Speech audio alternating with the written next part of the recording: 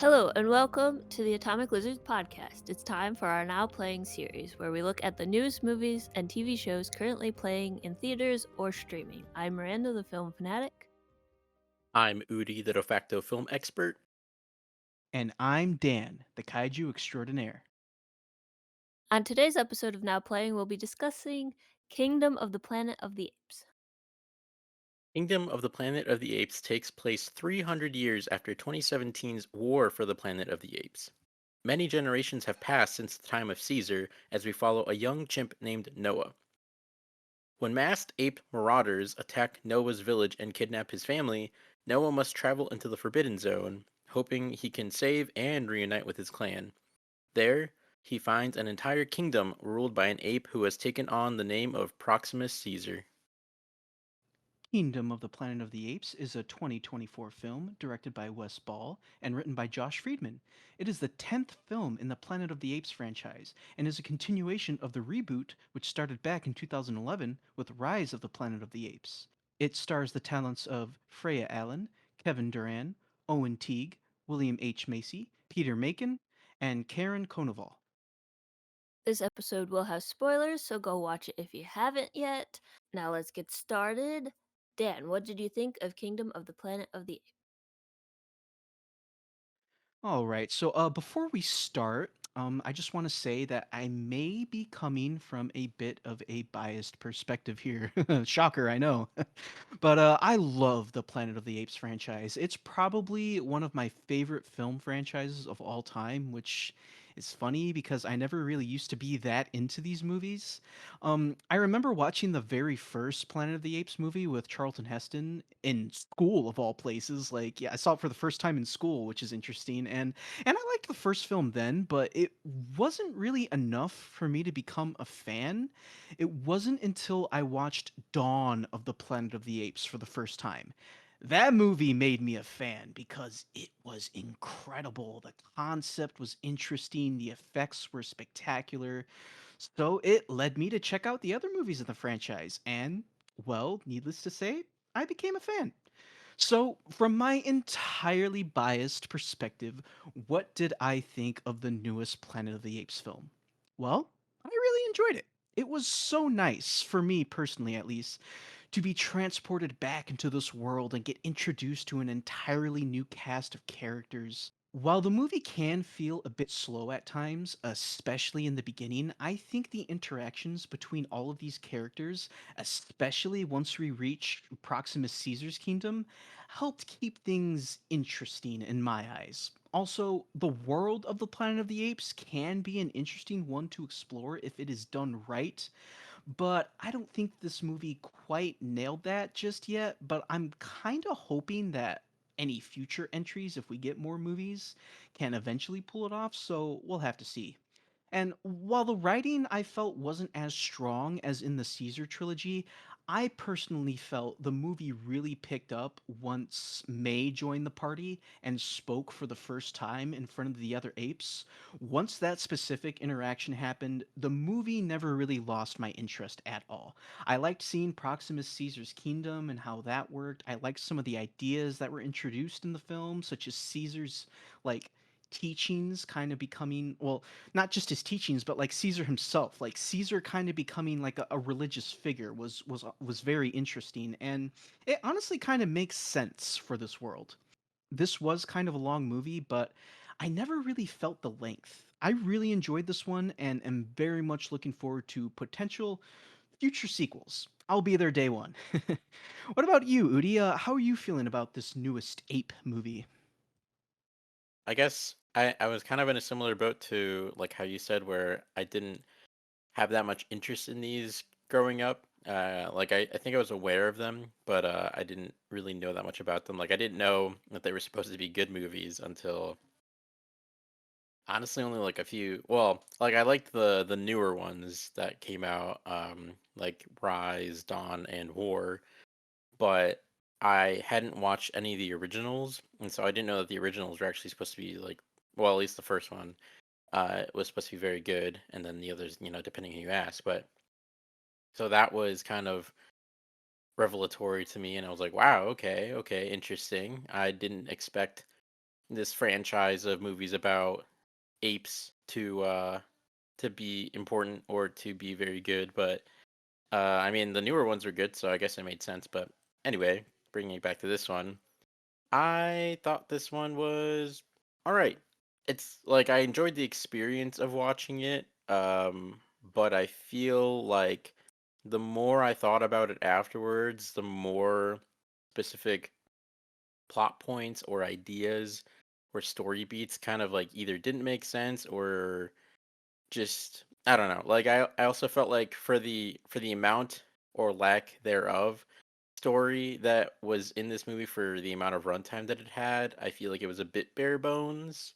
But I do feel like I appreciated how much of an homage this one was to the original Planet of the Apes movie because I just watched that for the first time recently, and I picked up on a lot of different uh, sort of reversals of situations from the original and just sort of nods to the original and just like little Easter eggs and things like that. Like, so I thought that was very interesting and very well done. But yeah, I enjoyed it. I liked it.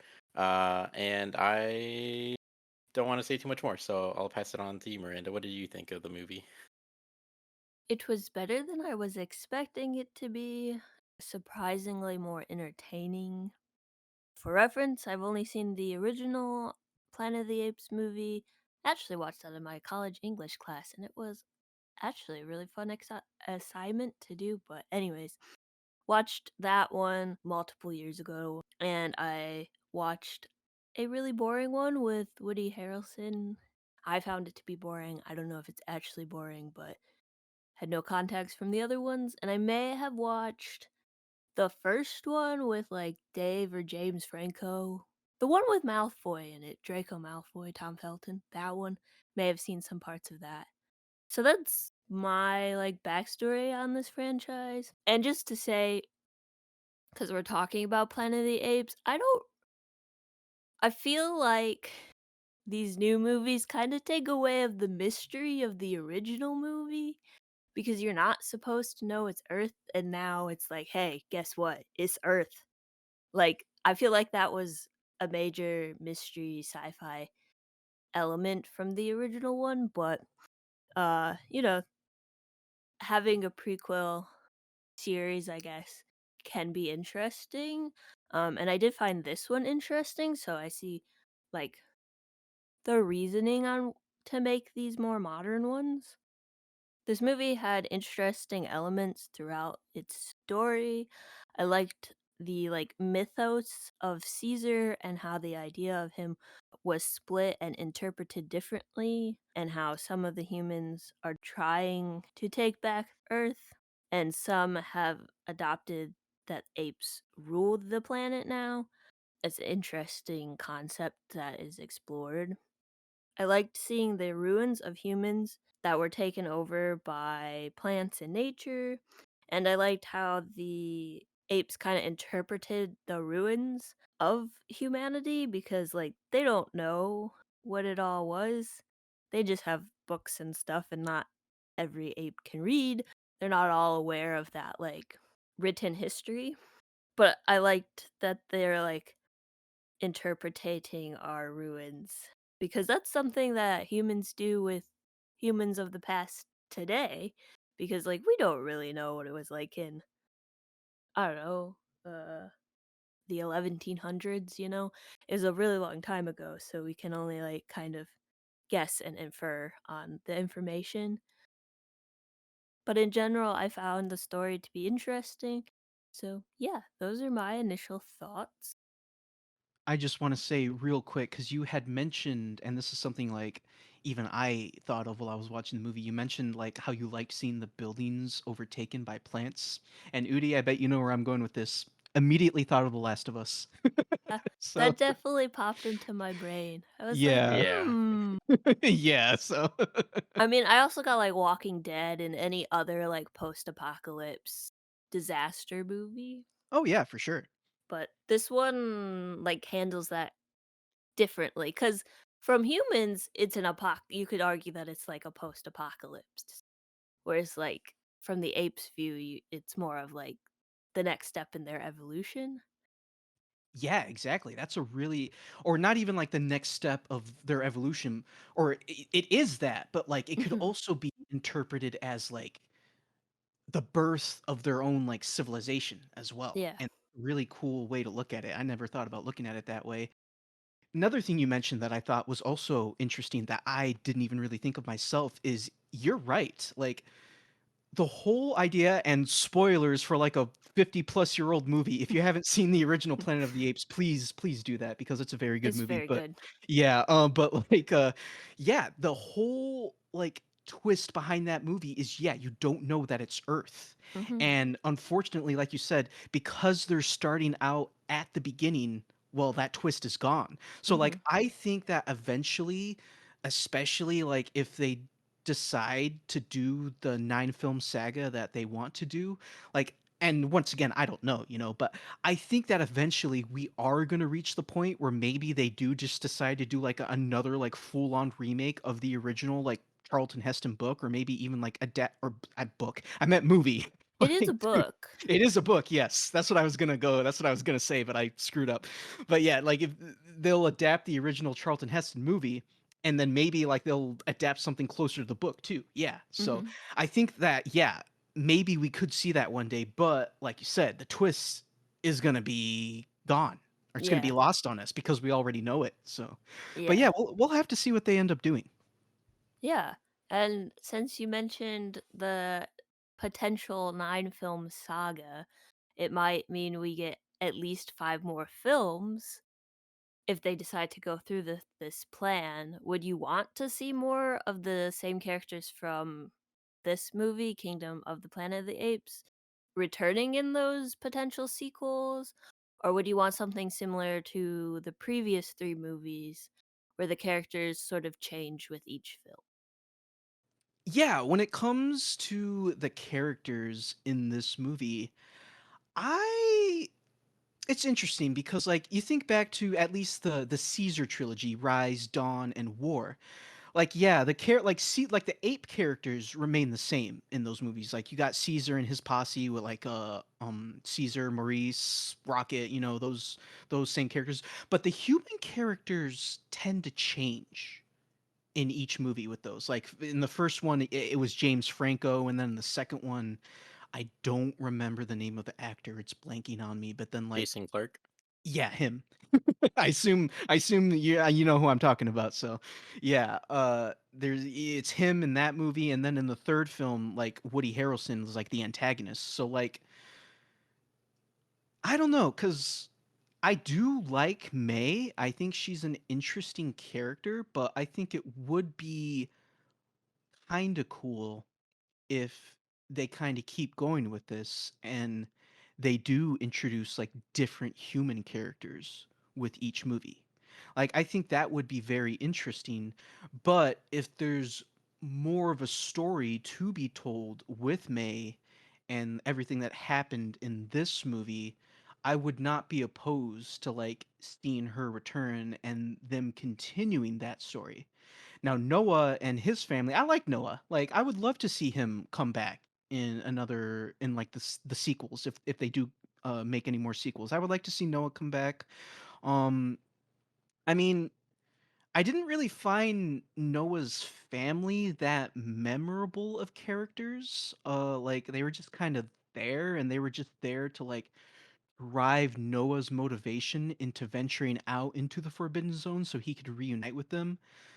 So they didn't really leave as big of an impression on me as Noah did, but I mean, maybe if they do come back in the sequels, then they can work on fleshing out those characters a lot more and eventually work up to the point where hey, they do leave an impression on me like Noah did. So, I would like to see Noah come back.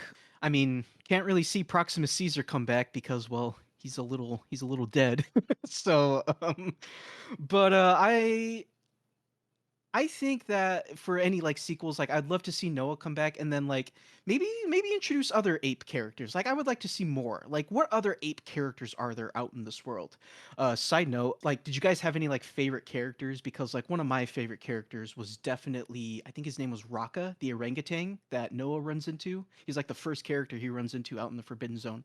I loved that character. He's probably without a doubt my favorite character in the entire movie, and I was very sad when they killed him off. And I know, like me and Udi have talked before in the podcast about how we hate the trope of killing a character off and then they come back. It's like, well, then what the heck, you know? Like, why did you kill them off? You're just gonna bring them back. But I was secretly hoping that Rocco was gonna come back because I really liked his character and I really wanted to see him come back. But hey, respect, they stuck to it. So what about you guys? Would you guys like to see any of these characters return, or would you kind of want to see them change it up a bit, like with the other movies?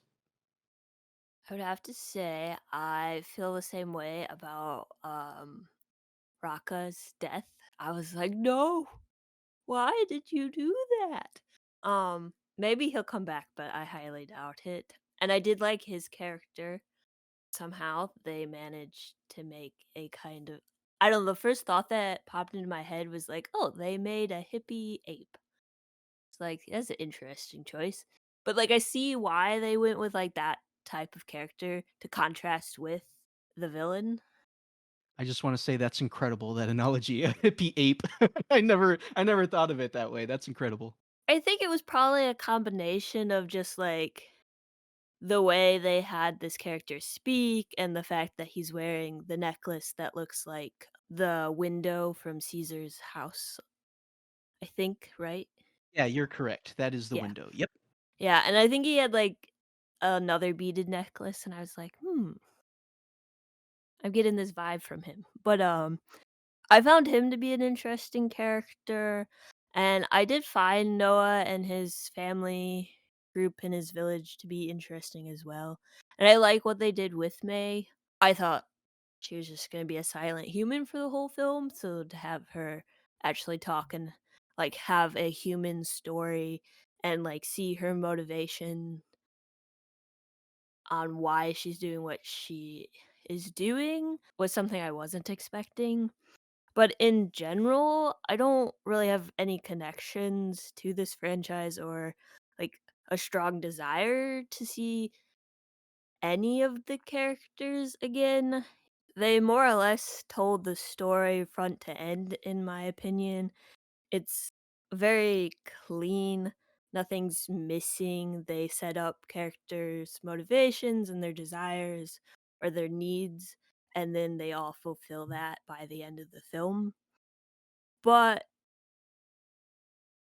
there's definitely room for them to expand the characters. So if they were going to do it, I wouldn't be opposed to it. Yeah, that makes a lot of sense. Well, what about you, Udi? How are you feeling about these characters? Would you like to see them return at all? Yeah, I I really liked. I mean, the characters that everyone probably liked in the prequel slash reboot trilogy, which would be like Caesar and Maurice. I would say those are probably the strongest characters as far as the apes go in the other previous movies. And while most people really like Woody Harrelson in War for the Planet of the Apes, and they praise his performance and everything, and I like him, and I think he did a great job with the role and everything, but I think my favorite cast of the previous trilogy was the one from Dawn. Not only did we get the amazing Gary Oldman, but we got Jason Clarke and we got Kerry Russell, and in the first, well, I guess in all three of them, technically, we have Koba. I don't remember if he is played by the same person in all of them, but at least in Dawn, he's played by Toby Kebbell, which I don't remember if I mentioned him before on the podcast. I think I did when we were doing the Kong Skull Island episode, but he's someone who uh, I appreciate when I've seen him in things, but he's not like really in a lot, and he always dies. Spoiler alert for I guess Dawn, but yeah. find it interesting that Toby Kebbell has been brought up in two different discussions of movies involving apes. That's true. You know, it's So odd that it happened twice. yeah. So, but no, Udi, I 100% agree with you. I think the human cast in Dawn of the Planet of the Apes was probably at its strongest because, yeah, Gary Oldman. I keep blanking on his name. God dang it. Jason Clark. Jason Clark. Yes. Him and then like his family and whatnot. They were all brilliant. Yeah. I I feel like Jason Clark was like I don't know. It's weird because he didn't have necessarily that much character, but his family overall was very kind and very willing to learn, willing to collaborate, and they just had a very like gentle energy to them. So just overall, I think they really worked as a family. Like even with barely an introduction and just kind of appearing on screen, like they just worked. So that's I would give them praise just for that alone. But yeah, and then the whole human conflict, just within like the people themselves and blah blah. But not to get sidetracked. Sorry. But yeah, so I like those characters. But in this movie, you beat me to it. But yeah, my favorite character, as probably everyone, same thing again, is Raka. I really loved Raka. I was shocked that they killed him off. Honestly, I didn't expect them to. Like when they were on that scene on the bridge, I was like, I mean, none of them are gonna die, right? And then he actually died, and I was like, what? I fully did not expect him to actually die in that moment, but I was like, well, I mean, I'll give him props when a movie does something like that. I'm like, I just got to give him props for actually doing it and sticking to it. So I guess we'll see if he somehow survives and unless it's like a subsequent sequel or something. But I don't think so. But yeah, same thing with Proxima Caesar. You said it'd be weird if he came back because he died. But I was gonna say, are we sure? We didn't see him die. We just saw him fall in the water. So you never know. Not that I want that to happen, but you never know. But yeah, I liked Raka a lot. I liked Noah. I thought him and his couple of friends were a fun little trio, and I thought that his mom, like the character of his mom, was very sweet, very gentle, and seeing them reconnect after they're all together again in Proxima Caesar's kingdom, I guess you can call it, was very tender and sweet. But that being said, I don't know how I feel about May because I liked her at first, and I really liked how well her character is basically like kind of the main. It's similar to like the main character in the original Planet of the Apes, where I mean, technically we hear I think Charles Heston's character Taylor in the original. We hear him talk at first, but then he gets hurt, and then he can't speak, and then finally you get the scene where like his throat healed and he's finally able to like say, "Get your dirty paws off me" or whatever. Get your hands off me, you damn dirty ape. Best Yeah. line. So And that's then the line. what's his he says it in Rise too. The Yeah, Drake, because Miranda was yeah, talking Draco. about Malfoy. Yeah, Malfoy says that to Caesar in Rise, and then that's when he goes, "No!" And then like it's just dead silent. I love that scene. It gives me chills. Yeah. It's So, it's very it leaves an impression, that's for sure. yeah. But we had kind of a similar moment with this where we think that she's mute, and then she has her moment where she gets to say the line and speaking like, oh, okay, she can talk, interesting, all right, what does that mean? But it's also kind of a reversal of the Caesar scene from Rise where you get the moment, the build up, whatever, and then you get the no. So I thought that was kind of a fun little nod to those two movies. But yeah, so I guess just to quickly finish up my thoughts so we can move on. But I guess the main reasons why I didn't really like May is like, I liked her. I liked the build up, and then I liked her getting to know Noah, and then her getting to know Noah and Raka, and like their little trio, like their dynamic, and like after she could speak, and Raka like finds out like his reaction was hilarious, and just that whole thing was just a lot of fun, whatever. Liked all of that, but I just feel like as the story went on, I don't feel like they did a good job of like building up to, I guess, the plot twist that May was like she kept lying over and over and over again.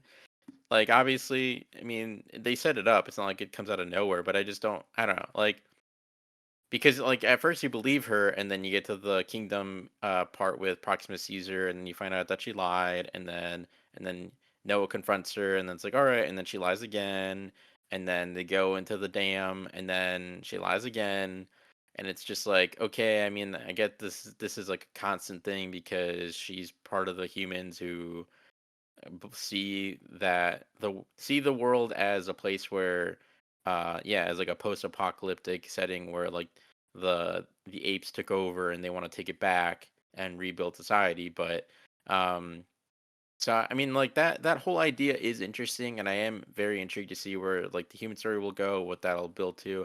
And I would like to see them keep these same characters, because as opposed to the last trilogy where we got three different groups of people and we got to see them in different times and in slightly different settings and different situations, I think it'd be very interesting to see uh this sort of dynamic between Noah and May develop over, the next three movies. I don't know that they'll keep the same, because their plan is for nine movies, so I don't know if they'll do another time jump or what they'll do after that. But just for at least these next, I guess, two movies, it would be interesting to see their dynamic grow over the course of this new trilogy and see like how, because I'm assuming they'll eventually end up at odds given their beliefs.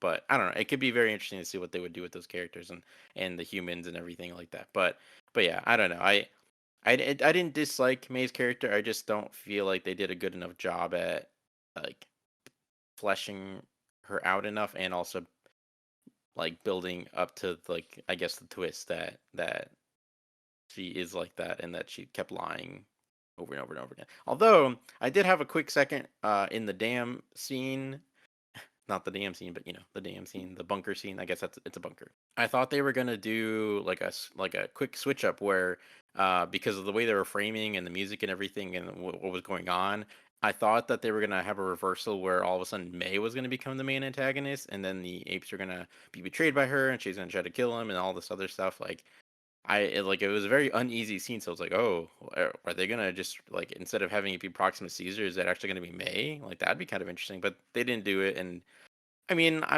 don't know that that would have made a better movie. I just thought it was interesting in the moment, and I'm curious if they ever thought about going down that route.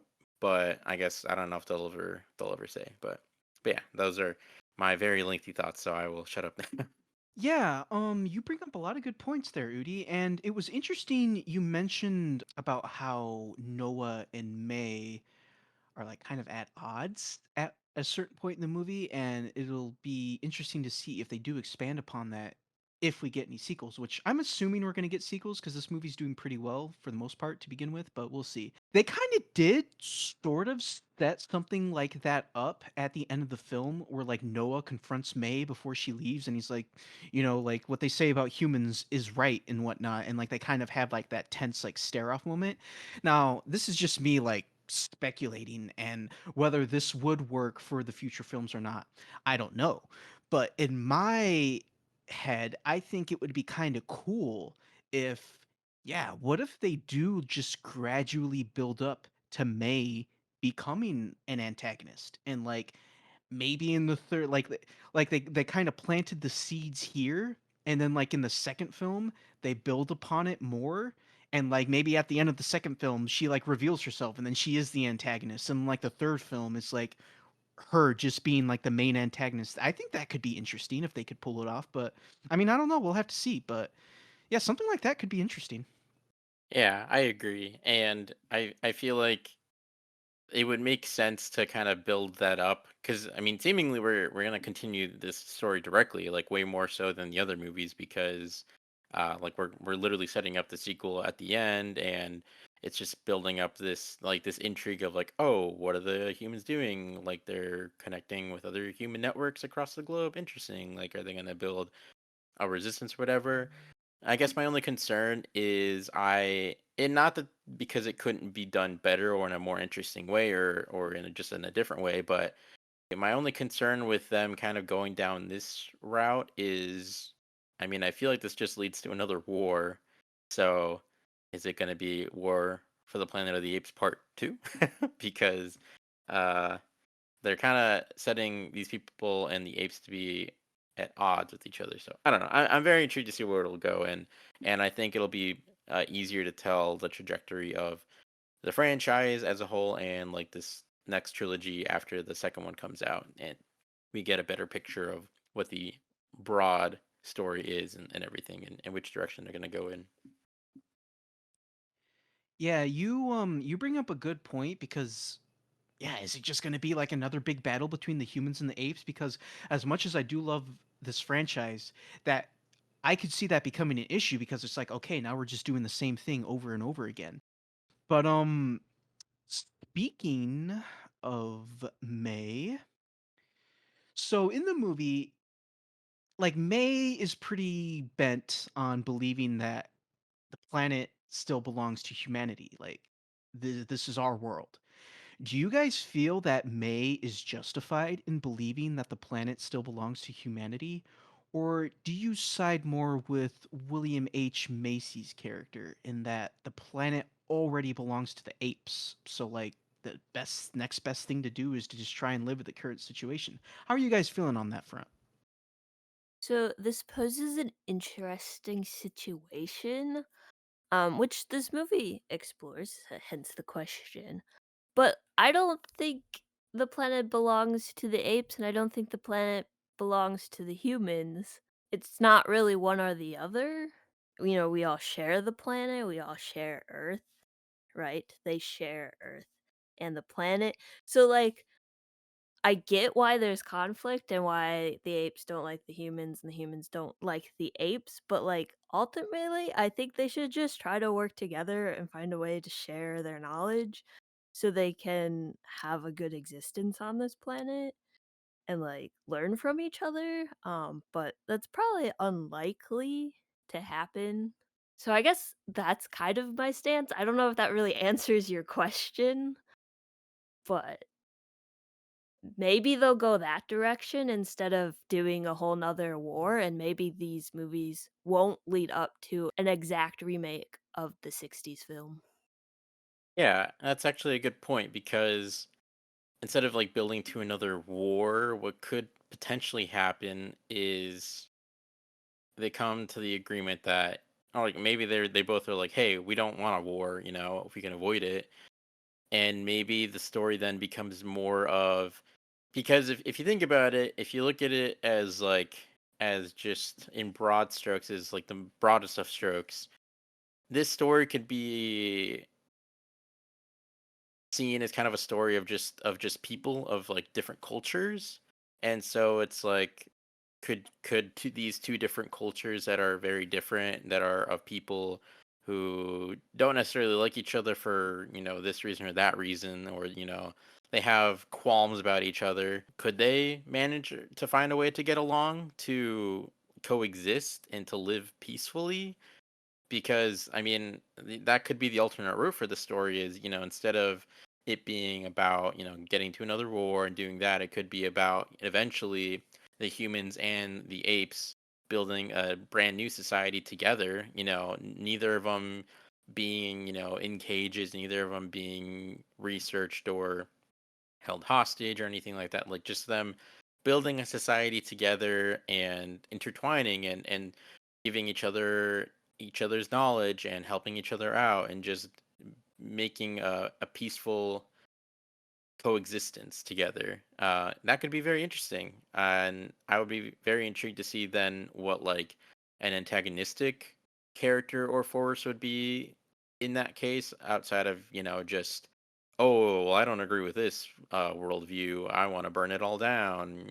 Oh, my side deserves to win. Blah blah blah blah blah. So it could be very interesting to see what they would do with that if they end up going that route. Like you said, this could be read as just a story of two different cultures conflicting, which like happens on Earth and in modern day. So like there's a lot of ways to read this story, and that being one of them.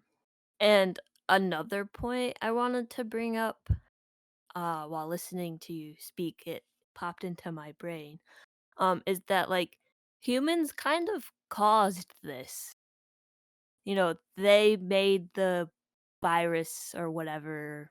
The so like they're kind of responsible for the situation in a way. So I'm not sure how that would play into it, but could be explored too.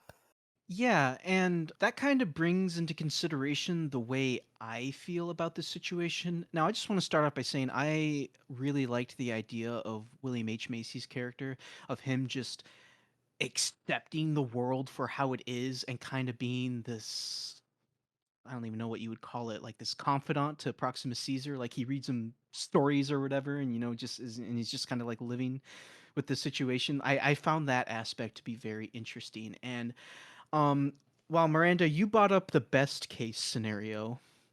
Yes, for the humans and apes to work together, I think that could be interesting because that's not something any of the Planet of the Apes films have really explored. Granted, Dawn of the Planet of the Apes kind of had a little bit of humans and apes working together, but not to the extent of it being like a unified coexistence or like a mass civilization of people is working in tandem with a mass civilization of apes. We haven't seen something like that, so that could be interesting if they do decide to take the story in that direction. Now, when it comes to my original question is how do you feel about, do you think like May is justified?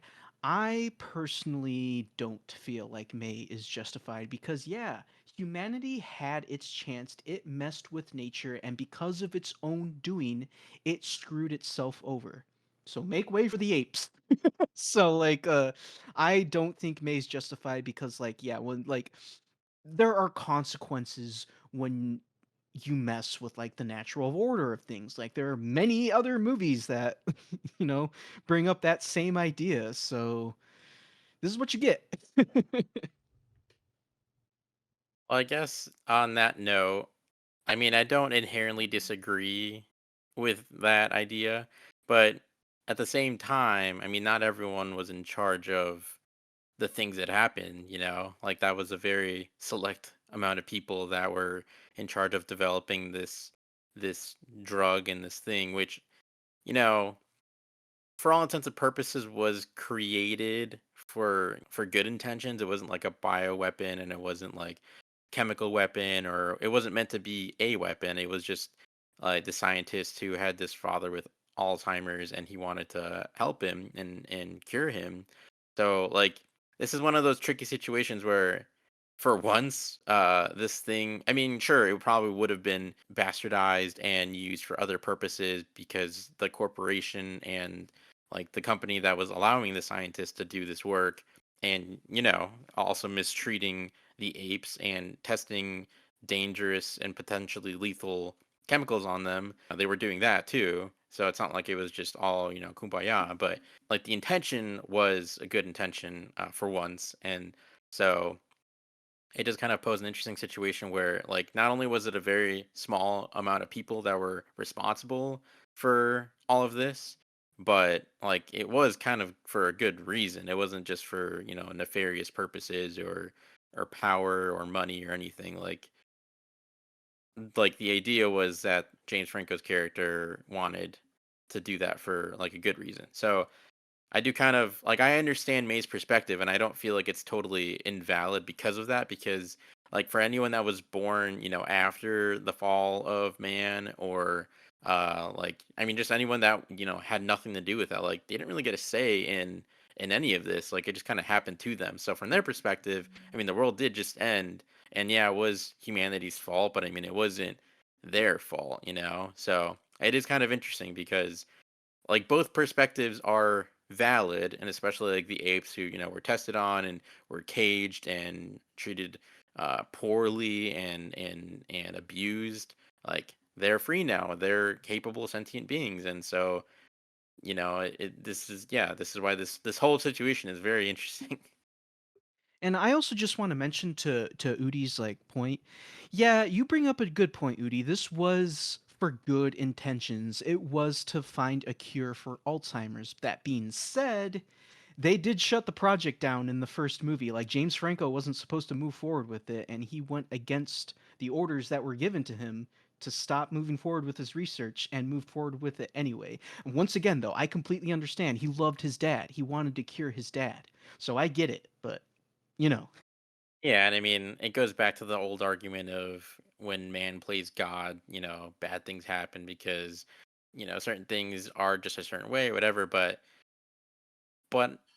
I don't know. That gets into like a very complicated situation because it's like, well, people just gave up when they were faced with like I don't know, let's say with like like a regular cold, and let's say because I don't know, but let's say people died when the cold first started coming around, and people just gave up, then we'd probably be wiped out. But because science and medicine kept progressing and people kept studying it and learning from it, and creating vaccinations and creating ways to get around this stuff, like I can understand like wanting to push forward just for that, for humanity's survival. But also, I mean, especially like you said in this case, like he wanted to save his dad, and he was so close. Like he basically almost did do it. It wasn't quite there yet, and so it didn't end up completely working.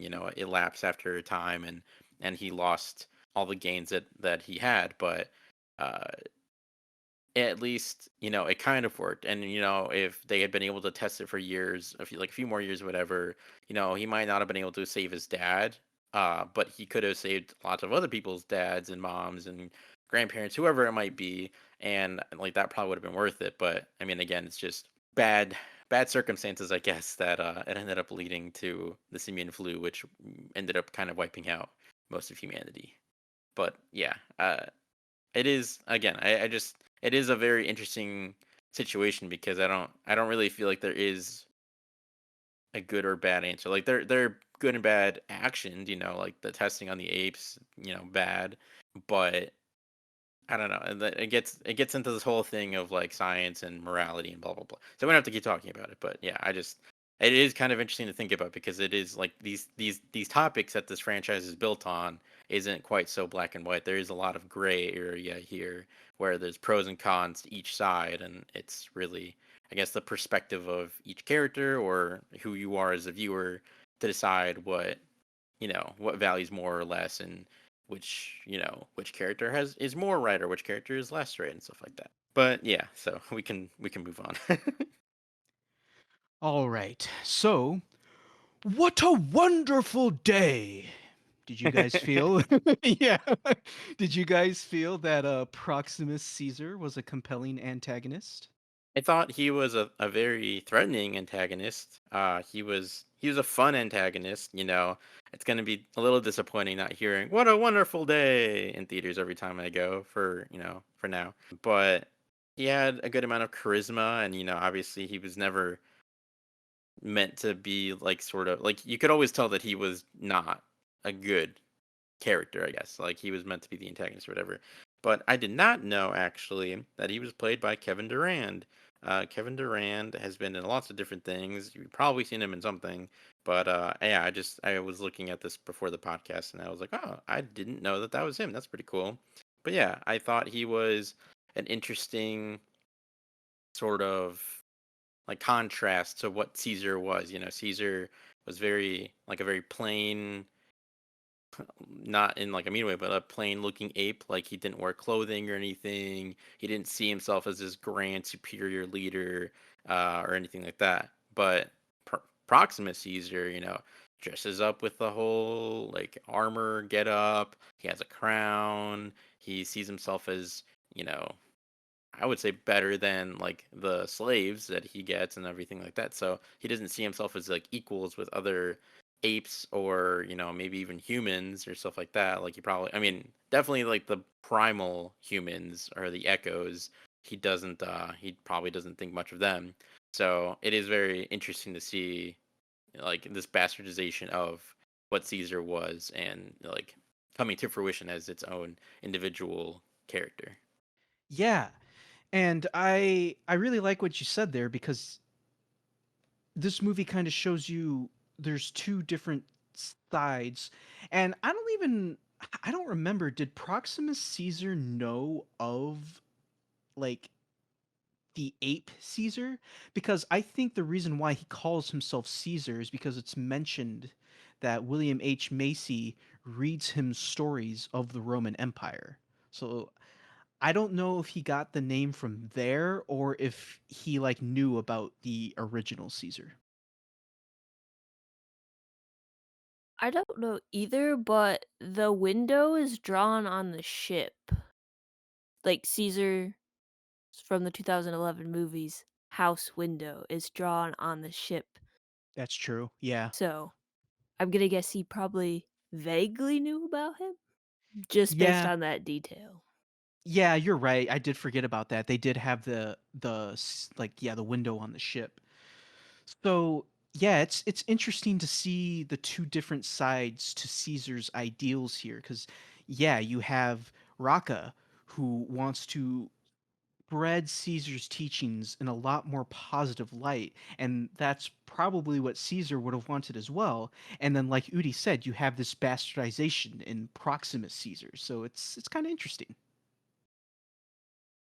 I just wanna before we get any further and before I forget to bring it up again, like you brought this up already a couple of times, but you brought up how William H. Macy's character like reads to the apes, and as we see, like the apes know how to read or whatever. Why though? Because they knew how to read in the other movies. Like, why would they not pass that skill on? Why would the apes not see that as either entertainment or as like knowledge to pass forward to other generations? And like, because there's so much knowledge in these books that they clearly know about that like are just everywhere. Why would they not, want to learn more or use this knowledge from all these books to further their society. Like it seems like they all kind of splintered off and became just different little groups of their own little uh, ape colonies or whatever clans. But yeah, I don't like why. It just doesn't make sense to me. Could you refresh my memory because I don't remember the apes reading in any of the Caesar movies. I'm pretty sure in Dawn of the Planet of the Apes, and I guess I could be misremembering, but in Dawn of the Planet of the Apes, the kid, Jason Clark's kid, the kid who like gets his backpack stolen at the beginning or his drawing journal, whatever, and then gets it back later. He gives Maurice his book that he was like reading early in the movie, and they read it together. And I want to say that there are other parts in the movies where they read, but I can't specifically remember or cite specific parts. But yeah, I as far as like the one main part I remember is that one. So I guess I could be wrong, but I was pretty certain that they knew how to read. You bring up an interesting point because if they did know how to read, would have they known to teach and pass that on? And at what point does that group expand to other apes around the world and that information gets lost? Or you have different like little pockets of apes evolving and all this. So at what point does that information just not get passed on? And also, maybe a way would be like, for example, a lot of people didn't really know how to read before the printing press was invented. So, like, maybe it was just kept to like those core members too. Not saying that I feel like Caesar probably wouldn't have been someone who would keep that information away from his group of apes, but like, are they aware of teaching and stuff like that? Yeah, and maybe, maybe I'm the one that's interpreting the scene wrong or misremembering, but I'm not sure any of the apes knew how to read because I figured you were referring to the scene in Dawn where the kid is hanging out with Maurice and he's like going through the book with him, but I think the kid was just showing Maurice the book. I don't think Maurice could actually read it, but then again, I don't know. Like, maybe I'm interpreting it wrong, but I don't think they could read yet. But I mean, like you said, if they could, you do bring up a good point. Why wouldn't they teach other apes how to read then? But like Miranda said, like, back then, not everybody knew how to read. There were tons of people that were, full grown adults, and they didn't know how to read. But so maybe like once all the groups like splintered off, some were taught and some weren't, and like there are some groups that splintered off that maybe, yeah, they just didn't have any apes that knew how to read. I don't know, but yeah, that is something to think about. It's kind of like how the humans are portrayed in this movie too, where it's like you have May and her group, they still know how to read and use technology, and then you have the humans that they see with the zebras who from observation don't have like reading knowledge or they can't even speak. So, you know, it like at some point diverged. Yeah, and I mean that's possible, I guess. And like I said, I would have to rewatch like the last couple of ones to remember for sure if they could read. But like I said, I'm pretty positive I remember them being able to read for some reason. But maybe it was just the book scene. I mean, the kid gave it to Maurice, so Maurice kept the book. But I guess I don't know if he just kept it because it was a gift or he could read it. I thought he could read. I don't know, but assuming they could read, yeah, it leads to some interesting questions because I mean, yeah, like you brought up Miranda, and like this isn't what I meant, but yeah, like Caesar is not the type of leader to prevent his apes from like learning or teaching or passing on knowledge. So like they would have done that if they knew how to do these things. But yeah, I don't know. Maybe I mean again, like after he died, I mean, I'm assuming they all kind of split off into smaller groups and then, repopulated from there or met other groups and built up their little groups. I don't know. Like, we don't know because there was a giant 300-year time gap between War for the Planet of the Apes and this one. So, I mean, we don't know what happened, but yeah, so it is interesting in that regard. But like it stuck out to me because again, me going in thinking that they knew how to read and then the apes like I get that Noah's group, like his clan is meant to be kind of just like sheltered and they don't really know that much because they had the rule of like, oh, you can't go past this certain point and they all kind of stayed in the same region. They all grew up and, presumably grew up there, lived there, died there, they stayed there with their families. They didn't really explore much. They were like isolationists. Um that being said, like they did encounter human like buildings, like at the very beginning when they're trying to get the eggs, like when Noah falls, like I'm pretty sure you can see the part of like the like a crashed plane in like the rubble of the building or whatever. So that being said, what I'm getting to is that it seemed odd to me because they don't know how to read in this future of the Apes universe, and like when they were in the bunker, Noah's friend was like, "Wow, humans made this," and it's like, I mean. Yeah, all the buildings that are, you see everywhere, humans made those too. Why would you not think that they would have all this other stuff? So it felt like they were just really trying to go for like an homage to the original movie where like the apes don't know that they're on Earth or like the humans don't know that they're on Earth and it's like a big mystery and so it's like, huh, what's all this stuff? It's crazy, it's weird.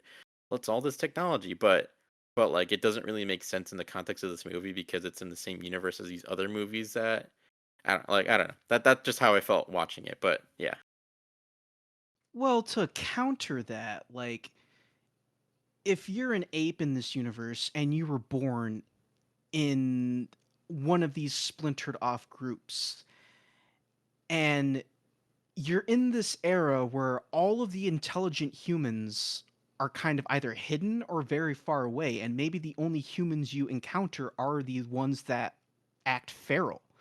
Like, if you're an ape and you've only ever seen these feral humans and you've never seen other intelligent humans, it would be kind of surprising to learn that these people are responsible for building all of these great big buildings. Now, you could argue, well, why these apes should already know about humans though, because they should have been taught about them. And yeah, maybe, but who knows what goes on in these other ape communities? Do they talk about the humans or do they just tell them to stay away from them? We don't know.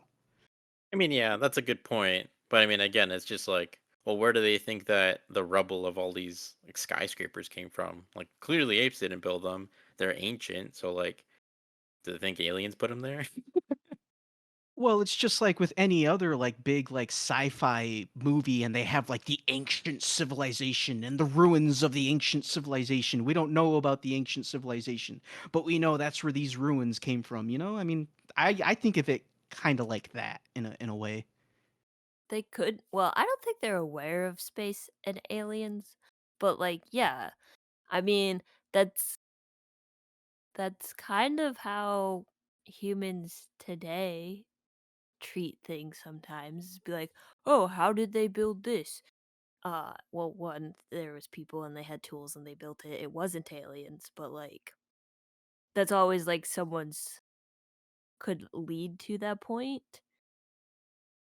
Yeah, and I mean, again, like I hear your points, and I'll just say this last thing, and then you can say your piece if you want afterwards, and then we can get back to the main question that you asked. I just wanted to talk about this because these were some of the qualms I had with the movie, but I guess like my ultimate point here though is that if seemingly apes are being propped up here as the superior the superior species, and not necessarily, I'm not saying like the movie is straight up saying, oh, the apes are smarter and better than humans. I'm not saying that, but like seemingly they have the upper hand. They are the dominant species, at least. Like humans are all but wiped out outside of like, well, intelligent sentient humans are all but wiped out outside of like little small-ish groups. We don't know what size or however many there are across the globe or anything, but presumably most of them are the primal, caveman humans that are silent and just are basically animals, or wild animals, I guess I should say. But, if apes are being propped up as like the sentient dominant species who, are intelligent, I mean, Noah figured out electricity after playing around with this rod for, an hour, let's say, like it didn't take long at all. If they're that smart and they've had 300 years of time to, develop their society and the world and whatever, like it doesn't, like, I feel like there's a disconnect here where it doesn't make sense that, they don't know how to read. They have all these like buildings and stuff that they're surrounded by, but they don't question these things.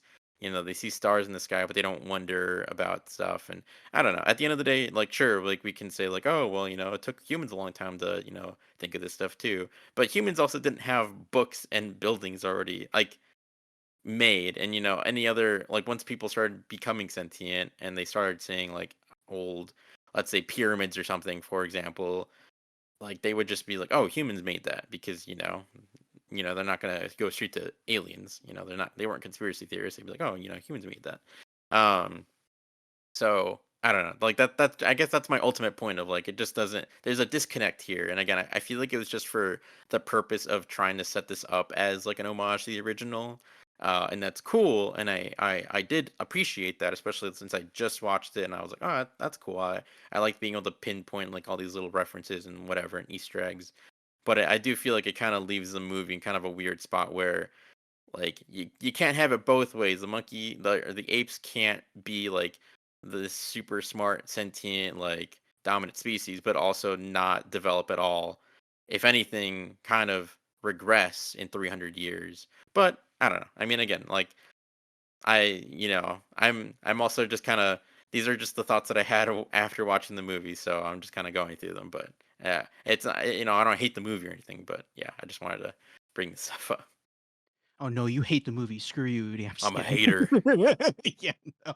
But no, I get where you're coming from, and I know you literally bought this up while you were talking about it. You're like, yeah, you could argue, humans in 300 years didn't have cars. It took us what, like 1,000, maybe two, like 1,000 years or so before we, no, not even that, like 1,900 years or whatever before we could develop cars and whatnot. Um, so I get the points that you're making, but I also feel like you're just expecting too much out of ape civilization here, man. I mean, they just barely like are becoming a civilization. Like in the first three movies, they could only sign and they could somewhat speak a little. Like Caesar could speak and Koba could speak, but most of the apes signed. Like they couldn't all speak like full-fledged sentences. And even in this movie, some of them still sign and they don't even really speak well yet. And I will admit, like I was thinking, and I even had this thought in my mind, like I was thinking, we're 300 years from Caesar's timeline, and apes still can't like form fully like cohesive sentences. Like what the heck? I mean, I don't know. who knows how long it takes for civilizations to develop. And I know you bring up the points, oh well, they're surrounded by books, they're surrounded by buildings, and I know that you believed going into this movie that apes could already read, but I honestly don't know if they could or not. And if they can't read, then these buildings and all of these books don't mean anything to them yet until they finally can learn how to read. But once again, I don't know, maybe they could read, and like what you're saying is valid. I mean, it is valid. I'm not saying it isn't valid. It is valid.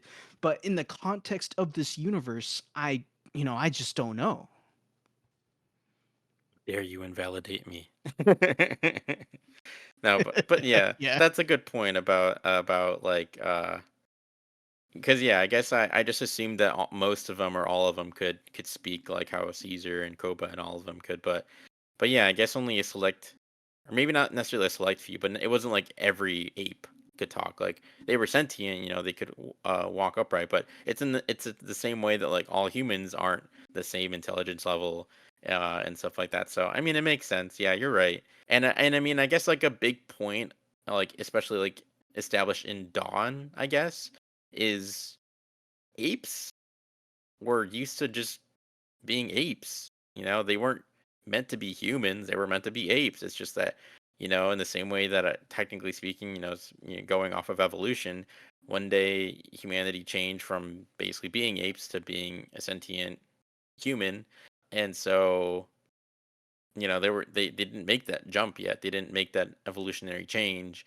They are just apes. And so when apes are used to just either living in the wilderness or living in captivity, like whether a zoo or lab or whatever it may be, like they're gonna want to just be, they're gonna want to live like an ape. They're gonna want to build their little colonies. They're gonna build homes and whatever and build a community, but a home for them is like sticks and stuff in trees or in the wilderness. Like they don't want to live in like Miami Beach. I mean, maybe some, but that's not like where they're rushing to. They're at least Caesar's colony was kind of setting up their own community in the wilderness, whatever. Kind of like cavemen or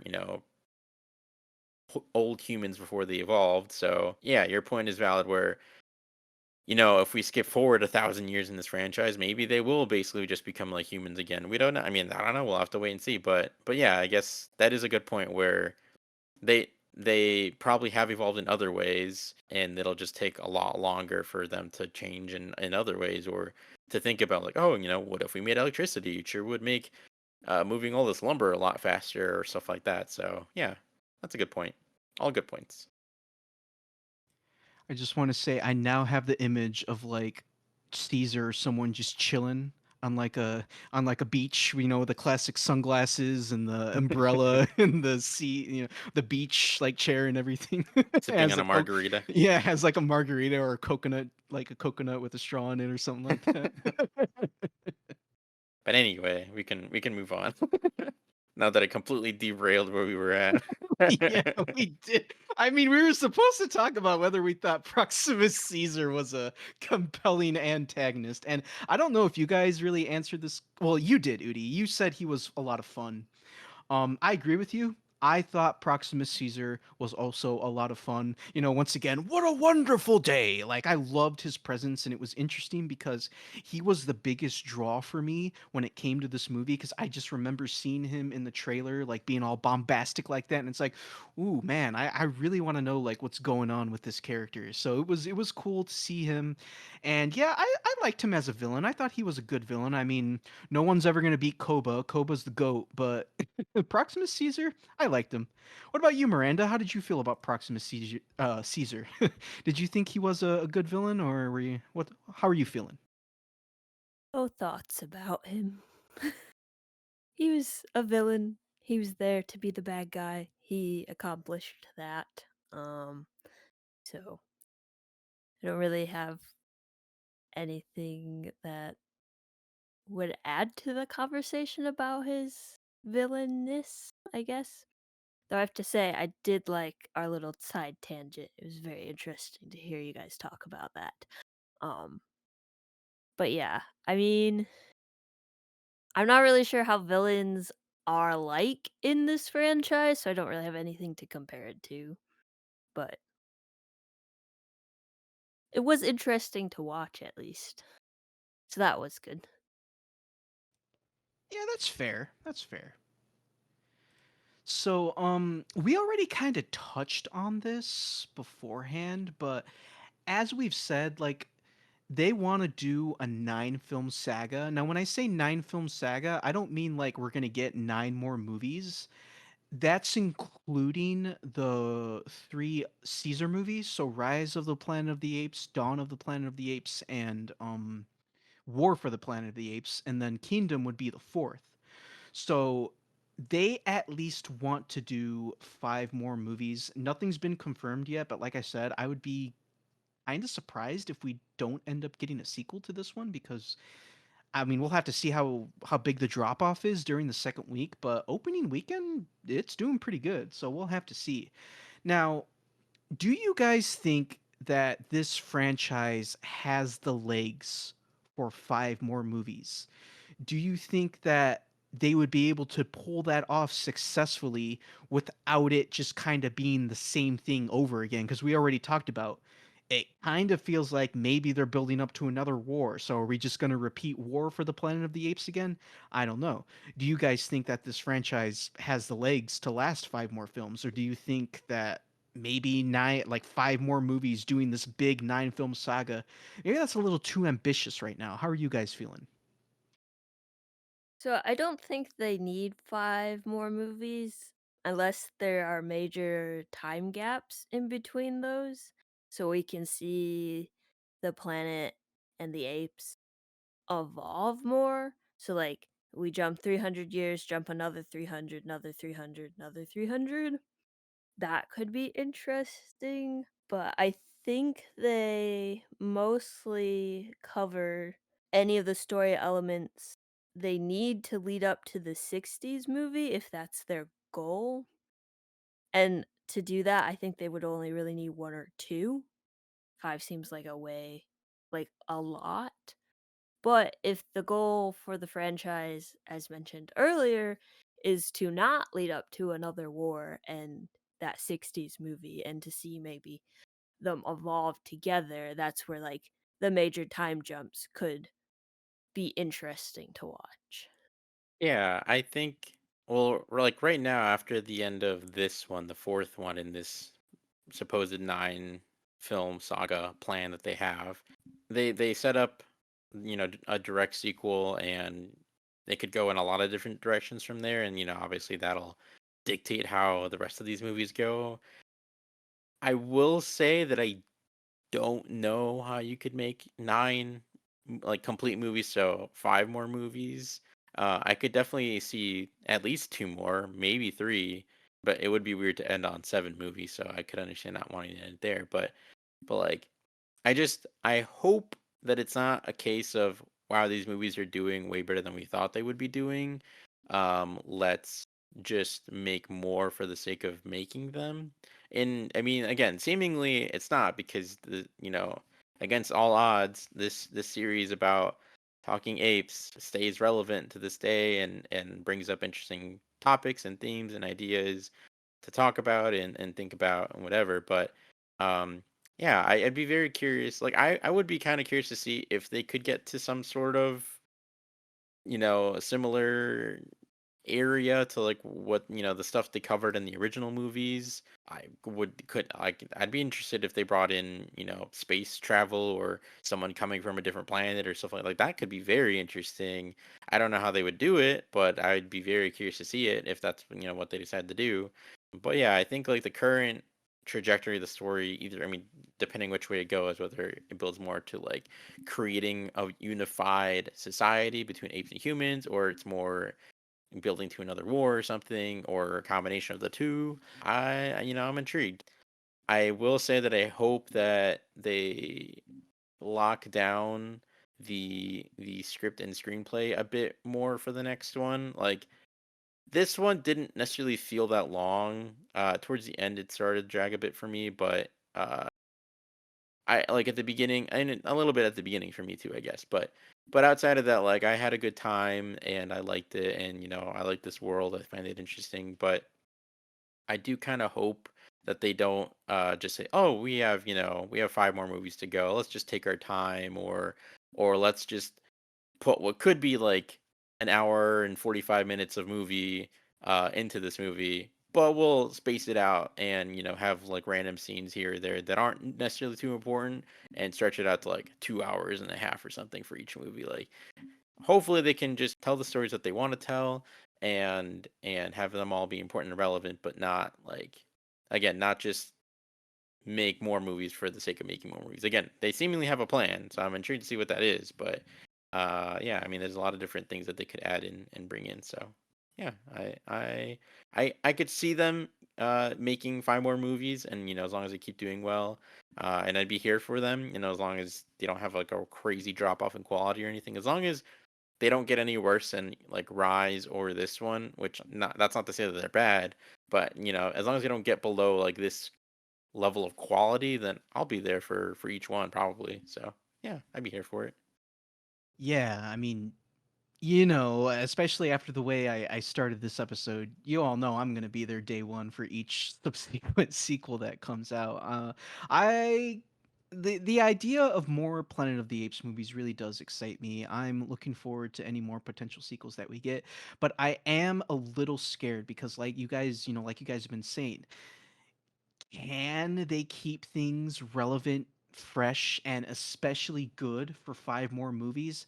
I don't know, because like Udi said something that did instill a bit of a fear in me, and it's like, did they announce this 9 film saga because they had a plan?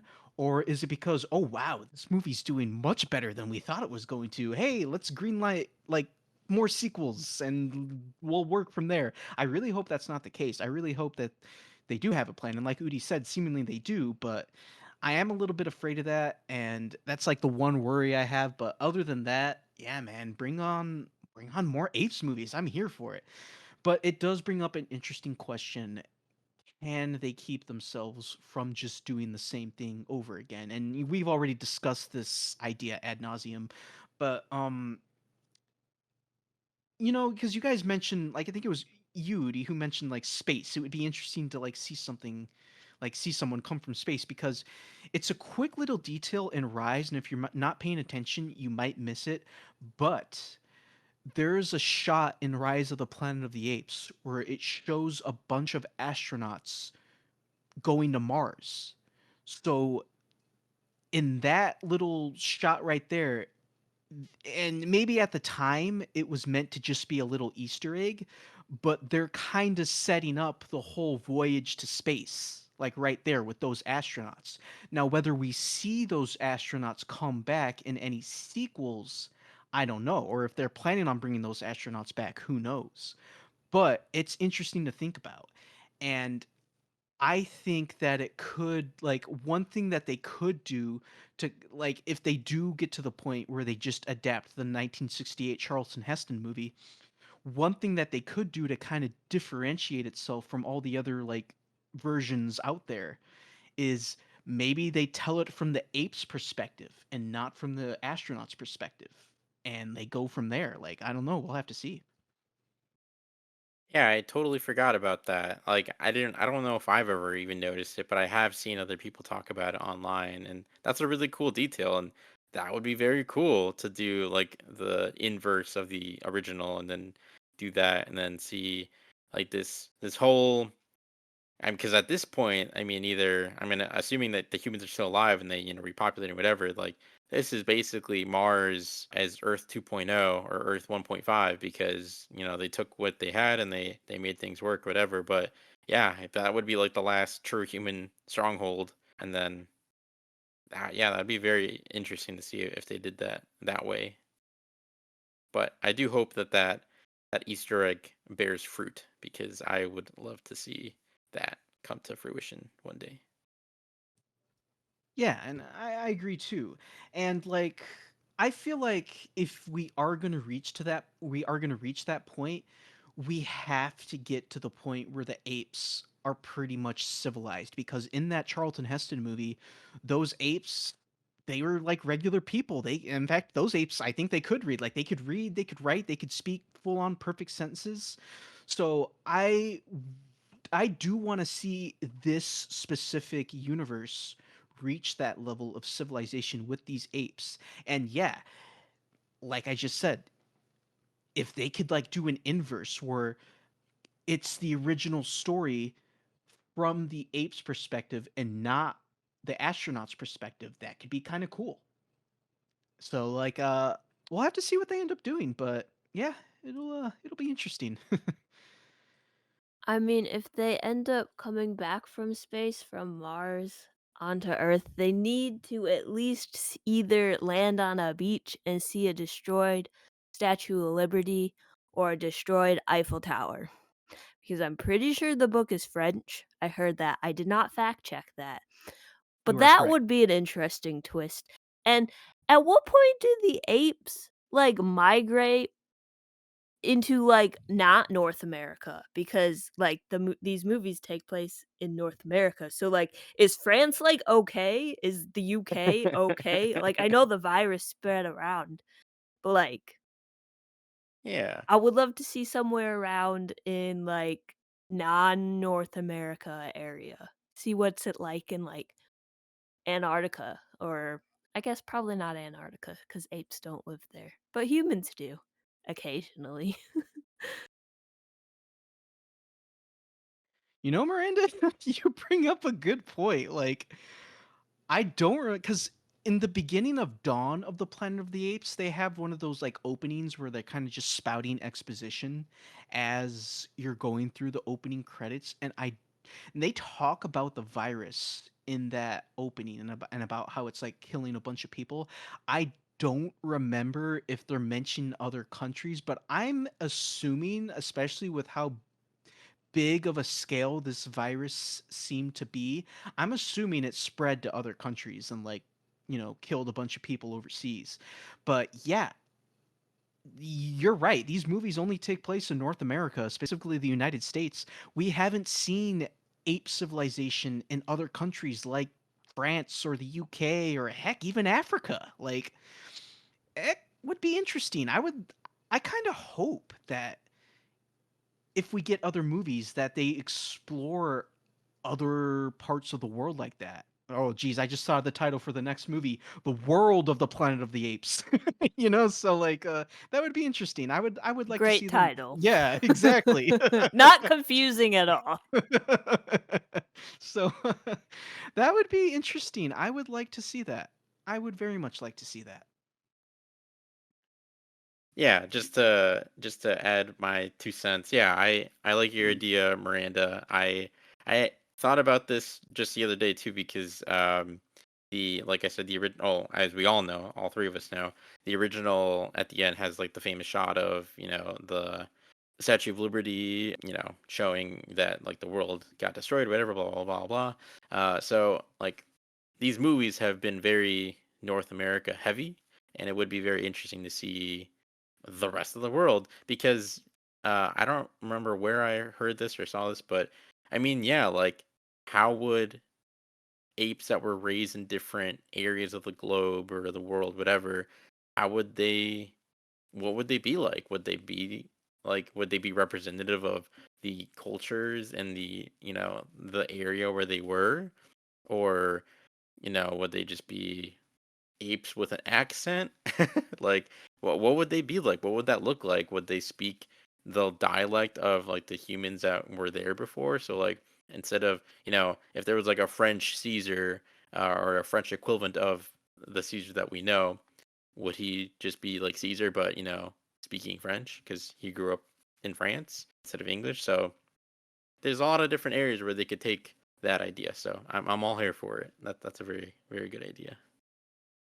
Yeah, you bring up a good point. Like, would the area of which the apes evolved be affected by the culture of the humans in that area? I'm gonna guess probably yes. That just would make sense because like Caesar and them were all affected by however wherever it takes place. New York, San Francisco. San I don't Fran. remember. Huh? San Fran. Yeah, okay, San Francisco. So, like, they are aware of that. But we don't really know where this movie takes place, other than I'm pretty sure they speak with an American accent, so it's in Northern America, United States, possibly Canada. So, also, I don't know if this has been explored, but does this virus affect monkeys too, or just apes? Um, not monkeys, as far as I know, Okay, just so just apes. apes. Yeah. Okay. You had something to say though, Dan? Yeah, I wanted to add on to what you guys were saying because that's interesting to think about because who were the first apes to talk? Why, it was Caesar and his group, and they spoke English because they were in the United States. These other apes that traveled into the other parts of the world, because this all started in the US. So, if anything, any intelligent apes that did end up on like the other side of the world, I would think, and once again, I don't know how things work in this movie, but I would think that they would be the apes that came from North America and they spoke English. So would these apes in these other countries be speaking English still, or would they speak another language? Like, I don't know, because like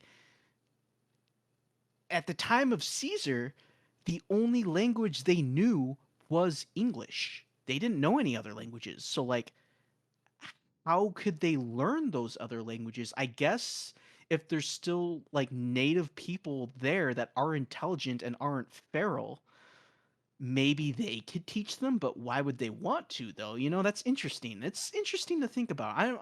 I would be curious to see how they could explain that or pull that off. That's it. We found their sequels for them. We'll just have to write another letter like we will write a letter to Toho. Be like, here you go, There here's we your go. idea. Yeah. Write a letter to 20th Century Studios. Be like, hey, we got an idea. We'll just become a consulting firm for all these studios. There we go. Yeah. Definitely. Should do that. As long as we get paid for our ideas. We can't Exactly. have them for free. Yep. Exactly. Um, but another point is like, are they aware of boats and how to drive a boat across the ocean? Like, how would that work too? Exactly. Questions that they probably posed and was like, we don't really want to answer those, so that's why they did a 300-year gap or whatever it is. Like, we're just gonna not cover those. Maybe like from the lab that they were studied at in the like in Rise, maybe some of them were shipped off to like another lab in like I don't know, let's say Europe. And so like maybe that's how some of them got transferred over. Like either they got flown or yeah, they got put on like a like a like a barge or what are those A like a shipping shipping boat? boat? Yeah. And then A that's how freight they like boat, yeah, you maybe? got it. Yeah. Yeah. You know what I'm saying though. Yeah. Scene Yeah, like in, the in shipping container ones. Madagascar where they're all being Yeah. transported. Yeah. Exactly like Yeah. Madagascar.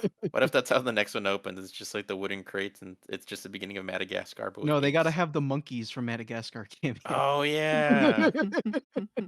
And Mort, is that his name? Mort and King Yeah, Julian. the lemurs. Is King Julian just Proximus Caesar? There we go. Yeah. Um, I'm gonna say no on that. That's fair. I don't think King Julian ever, like, murdered people or That you know of. No, that we know I of. mean, Yeah. okay, well, Mort might have, but not That's King true. Julian. No, I like to think. God dang it! Now I have this image in my head of King Julian just like secretly being like a ruthless dictator, just like. Oh my god. Is this where you guys thought the conversation would go? Absolutely. This was my plan from the very beginning. Exactly. Okay.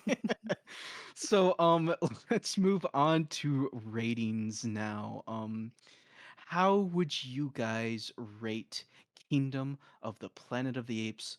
We'll start with you, Udi. What would you give this movie out of 5 stars?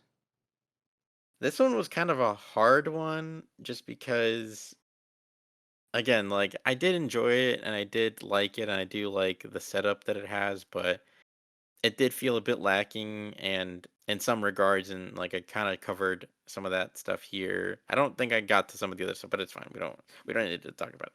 So that being said, I was like stuck between a 3 and a 3.5, but I think I'm gonna go a 3.5 because I did like it. And I do think that the pros outweigh the cons, and especially like I'm very like it ended and I'm like, dang, I want to see what the next one is because I want to know like what they're building to. So I feel like that's a good feeling as opposed to like ending and being like, all right, well, that was a movie. So I think the fact that it at least got me excited for the next one is promising. So I'll give it a 3.5 out of 5. All right, and what about you, Miranda? What would you give this movie out of 5 stars? 3.5. I mean, it's better than the one I found boring, and I don't think it's as good as the original, so it sits in the middle of the 3 movies I've seen.